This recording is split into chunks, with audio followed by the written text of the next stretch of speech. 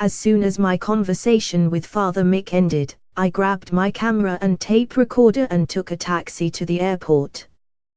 The Irish priest, working for a human rights group in the Brazilian city of Mouras, had told me that in a village called Setro dos Aguiar, 2,000 kilometers away in the state of Maranhão, a squad of police, accompanied by hired gunmen, had just burned down the houses and expelled the peasants, so that 2 local ranchers could seize their land.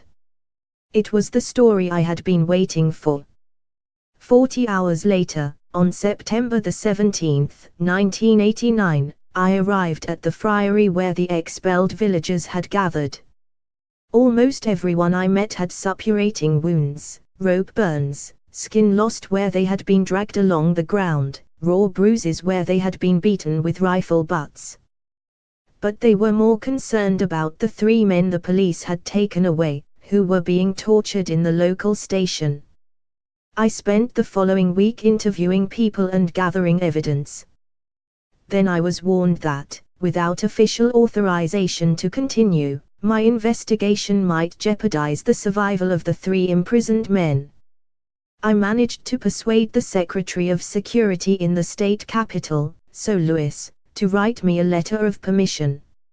I was advised by the lawyers representing the peasants to leave the state immediately. The local police might now come for me. My first call was to the police sergeant in the town of Lago dos Rodrigues, who was holding the men. I handed him the letter. He took it from me and put it into a blue folder. I told him the letter was for him to see but mine to keep.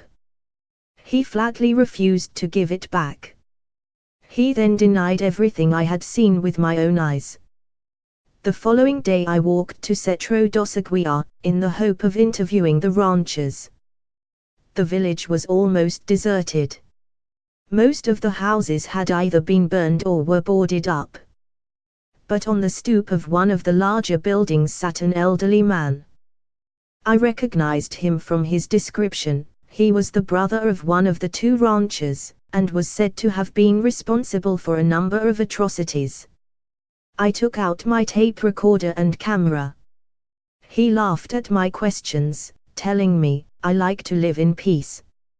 As these words left his mouth, 3 men appeared from behind the house, armed with rifles, revolvers, a machete and a pump-action short-barreled shotgun.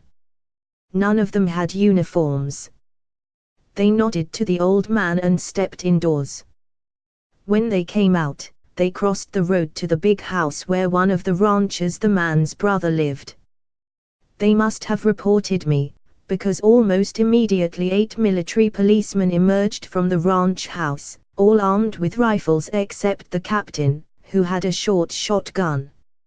I stepped forward to speak to them, but with scarcely a word they grabbed me, pinioned my arms, tipped my rucksack upside down and started taking my tapes and films. I remembered with a sick jolt that among them was a tape I'd forgotten to remove from my bag, containing interviews with some of the peasants I'd spoken to. It could jeopardize their lives. I told the police they had no right. I had a letter of authorization.